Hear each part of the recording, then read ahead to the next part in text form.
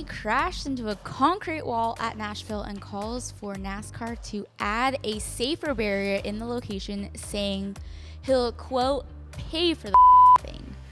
And in response, NASCAR did release a statement saying engineers work closely with safety experts on the implementation of barriers around the track. As we do following every race weekend, we will evaluate all available data and make any necessary improvements. Taylor, spot on, spot off. Wait, just to clarify, spot on is I agree with Spot Blaney. on is, Yeah, sorry. Well, yeah, I mean, it's kind of a tricky one, but just, yeah. I stand with Blaney. Yeah. In fact, we just got the pictures for some place we're going where they've added safer barrier because they took it out of Fontana. So some place we're going, they just added inside because they had free and stuff to use. My thing is, these guys put their lives at risk. There's no reason to not have it.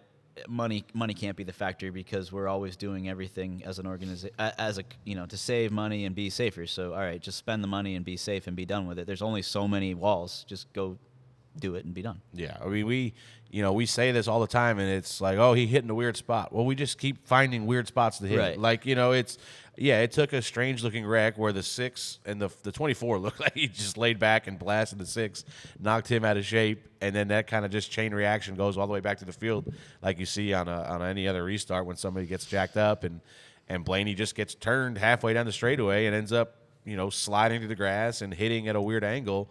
And I noticed the car was destroyed. Like, I thought that was one. And these aren't the new clips yet, or the new, where they've slotted them to try to make them give. I don't think they're supposed to not be implemented until Atlanta. So that thing, I mean, that was the hardest I've seen a car crumple up in the front. So I mean, it went to show you there it's a good hit. And then I seen where he was pretty much asking for help right away over the radio. And these guys, I mean, these things are still pretty rigid. When these guys wreck, they feel it, and they're still complaining about it. Hopefully, these new updates will help with that a little bit. But yeah, there's just no reason in 2023 why we're still adding safer barriers in places that we don't have them. Like, just put them everywhere, wherever it is. If there's a wall, put a safer barrier on it, because we've made it pretty obvious that they work, and we've made it also pretty obvious that if you leave somewhere unprotected, we will find it. So it always happens. I don't understand why it is. We just have to step up as an industry and make this stuff safer. NBC returns to TV this weekend at Nashville, featuring extended post-race coverage and limited pre-race coverage. Freddie, spot on, spot off. So obviously, I didn't watch on TV.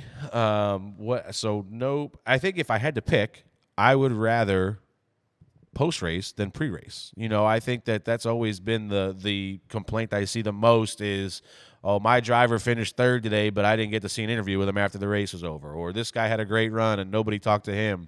Like, pre-race, I feel like you can do your pre-race show during practice. Like, you talk about what's going to happen, what people should look for, what's going on, or what's the tendencies of the racetrack, how the race is played out in the past. Like, you can cover that stuff at a different time. But post-race is now, I've seen a lot of complaints about Fox where it was like basically just a victory lane interview, and then they were cutting back to whatever sport was coming on next, and then they were counting on like Race Hub or some other show after the fact to get those reactions. But I think if I had to pick one, I've seen people complaining about it, and it was just the natural state of the world is just people want to complain about everything now.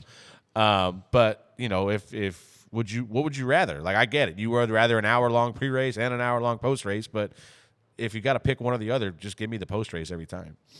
Yeah, spot on. I actually didn't realize that was the situation, but I did make the comment to Leah, my wife. We watched the race last night, and they showed all of Ross's stuff on the front stretch, and like they really took a long time to talk to him, and then all the victory lane.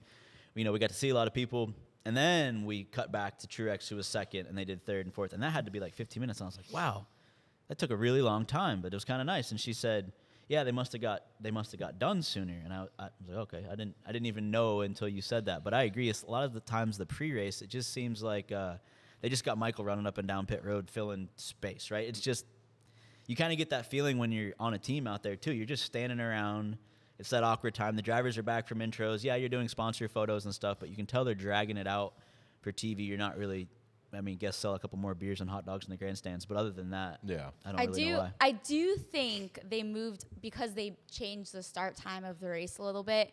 I think they were supposed to start a little bit, like they were supposed to have some coverage from what I understood, but because the start time shifted for weather. So I think next week it will be different.